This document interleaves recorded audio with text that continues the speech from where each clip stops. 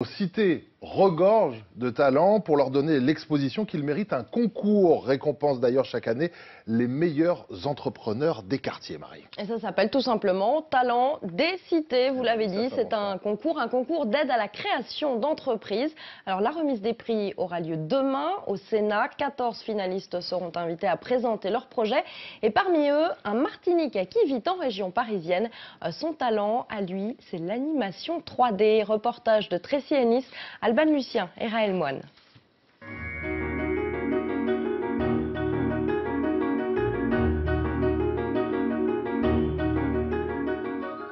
Un monstre à Paris ou encore Garfield. Des exemples d'animation 3D sur lesquels Patrick Louise Alexandrine a travaillé. Ce Martiniquais est infographiste depuis 15 ans.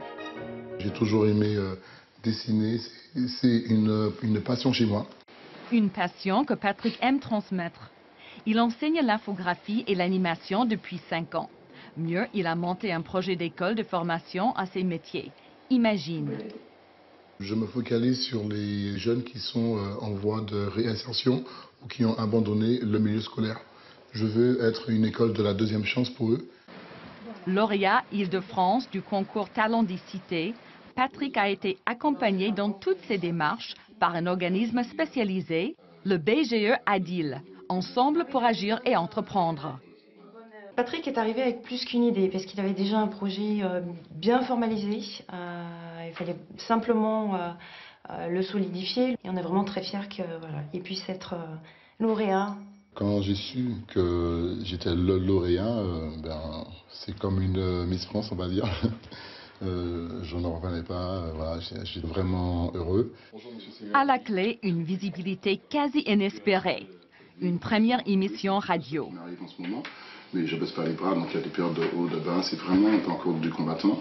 Et moi j'ai déjà créé ma boîte. Il travaille dans un secteur qui est inédit aux Antilles, celui de l'animation, celui de l'infographie.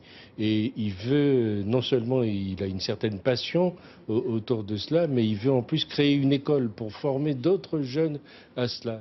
Dernière grande étape, la recherche de fonds pour financer son projet. Patrick attend des réponses de Business Angels et compte aussi sur le financement participatif. Pour cet optimiste, ce n'est qu'une question de temps.